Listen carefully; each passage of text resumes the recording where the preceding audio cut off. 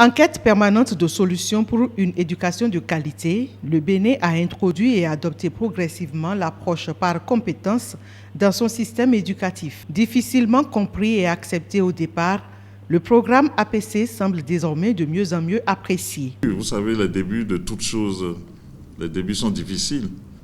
Alors donc il faut reconnaître qu'au fur et à mesure qu'on avance, des corrections sont en train d'être apportées pour que la démarche soit respectée et pour que nos enfants puissent acquérir la connaissance.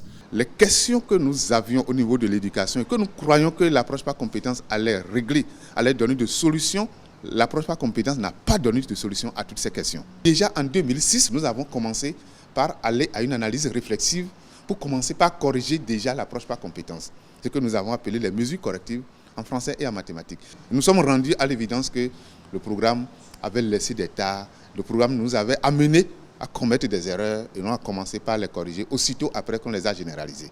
C'est ce qui fait qu'aujourd'hui, les résultats que nous sommes en train d'avoir, qui sont sensiblement satisfaisants, pas encore totalement, mais ces résultats-là ne sont pas donnés par l'approche par compétence telle qu'elle était annoncée, telle qu'elle était vécue au départ. Donc, nous avons réussi à domestiquer déjà l'approche par compétence. Les résultats que nous avons pour nos examens, les évaluations certificatives que nous avons, officielles, les résultats sont en train d'être améliorés. Il faut cependant remarquer que le programme, tant dans la conception que dans sa mise en œuvre, ne manque pas de limites. Au niveau de la langue, parce que les pays où ça a marché, les études ont prouvé, c'est des enfants qui comprennent directement ce que dit le formateur, ce que dit l'enseignant. Ici, nous enseignons en français et nos enfants ne viennent pas à l'école nantis d'un bagage en français. Ils viennent avec leur langue maternelle. Alors donc, il faut développer l'apprentissage de nos langues nationales. Et là, nous aurons des meilleurs résultats si nous le faisons dans nos langues. L'approche par compétence, par sa théorie, elle est convaincante et elle est soutenable. Mais dans la pratique, c'est difficile de répondre de la même manière qu'on a répondu à la théorie. Et il y a beaucoup d'autres facteurs qui devaient accompagner la mise en œuvre de l'approche. C'est les intrants pédagogiques et les matériels didactiques, c'est les écoles, c'est les enseignants, c'est la formation des enseignants, c'est le niveau des enseignants, c'est le salaire des enseignants, c'est l'ergonomie scolaire. C'est beaucoup de choses qui devaient accompagner cette approche-là, qui ne l'ont pas accompagnée.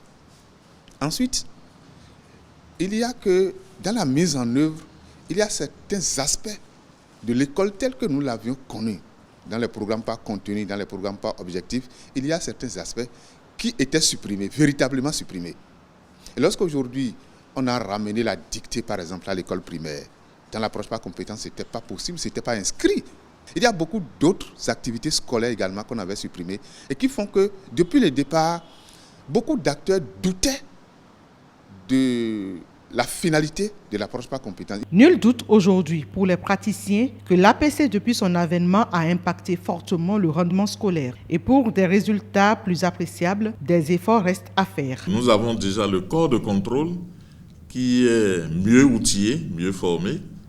Et les enseignants sont au moins nantis d'un diplôme professionnel maintenant. On doit continuer à mettre les moyens à disposition.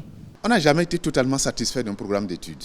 Et donc l'approche par compétence, même dans son état actuel, continue de faire objet de réflexion et de correction et d'amélioration. Aux côtés de l'État, à qui incombe un grand rôle dans le succès de l'école, l'implication et l'engagement des enseignants ainsi que des parents d'élèves ne sont pas négligeables.